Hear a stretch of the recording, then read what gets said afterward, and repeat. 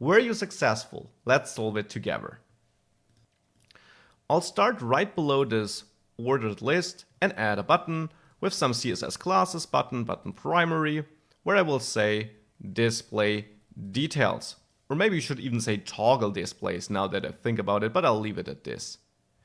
Then I'll add my paragraph where I say any text you like. Here I will stick to secret password equals tuna. And I only want to display this, well, if it is not displayed. And if it is displayed, I want to not display it. So really toggle it.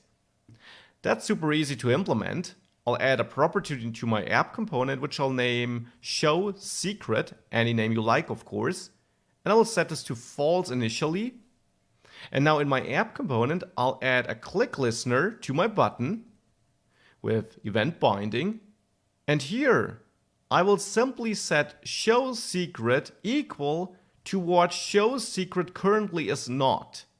So that is a quick and easy way of toggling it. So if it is false, it will be set to true. If it was true, it will be set to false.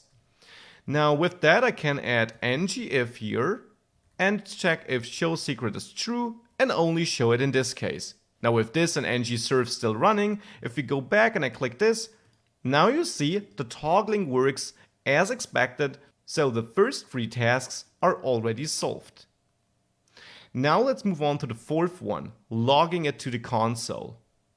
For this, I'll actually duplicate this button and comment out the first solution with the easy toggling, because for logging, I will call a method now on toggle display maybe, or on toggle display, on toggle details, excuse me, any name you like though.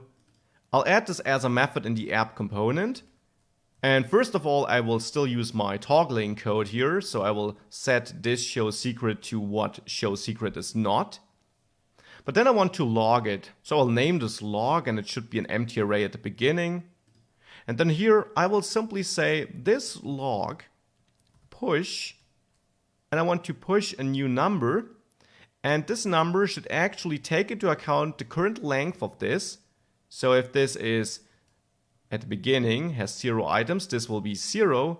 So I'll add +1. So if you have one element in the array, the length will be 1. So the next element should have a value of 2. So this adds these items to the log. Now I will output it below the paragraph and I will choose a div element here. I will use ngFor on it. And we learned that we use ngFor by saying let.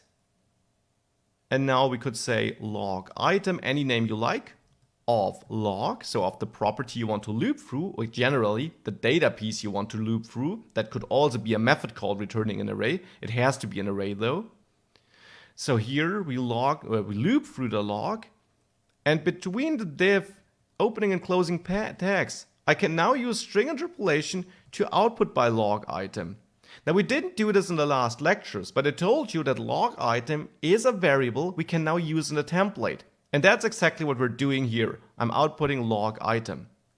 So with this, if we have a look at our application and I click this button, you see that I add this list. It's jumping around because I'm adding and removing this secret password, but you see the list is growing as expected, the log is working. Now about that coloring, the 5th step here. Well, it's easy to do when using a number like this. When doing so, I'll go to my div and I will start with the style, the blue background.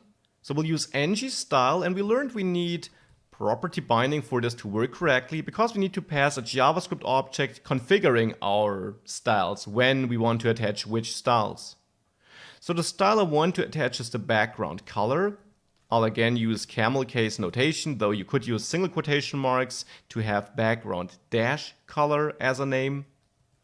And now here, it's easy to check if log item is a number, because I want to check if log item is greater or equal than 5. In which case background color should be blue, this is a string. Otherwise it will be transparent or white to basically have a non-blue background here. Log item, of course, is a number, so this check should be easy. And yes, you could outsource this part, of course, into a method you call here, generally having most of the logic in the TypeScript code. in the body of your component is a good practice, but here I think it's also okay to put it into the template and show that this is possible too. With this check now in place, let's see if it works as expected. If I click this button, the next item should have a blue background. And it does. So that's working, but pretty hard to read, right? So let's finish the second part here and give it a white color. For this, in my CSS file, I will define a white text class name, any name you like, of course, that's totally up to you. And I will set the color to white. Now this white text CSS class should only be attached if we are at element 5 or higher.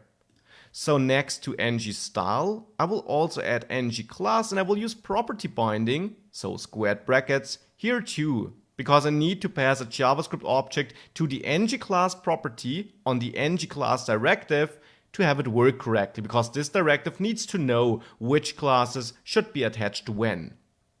Well, between single quotation marks, since we have a dash inside the name, I'll add the white text class, the class we just created here, only if the condition specified here as a value returns true.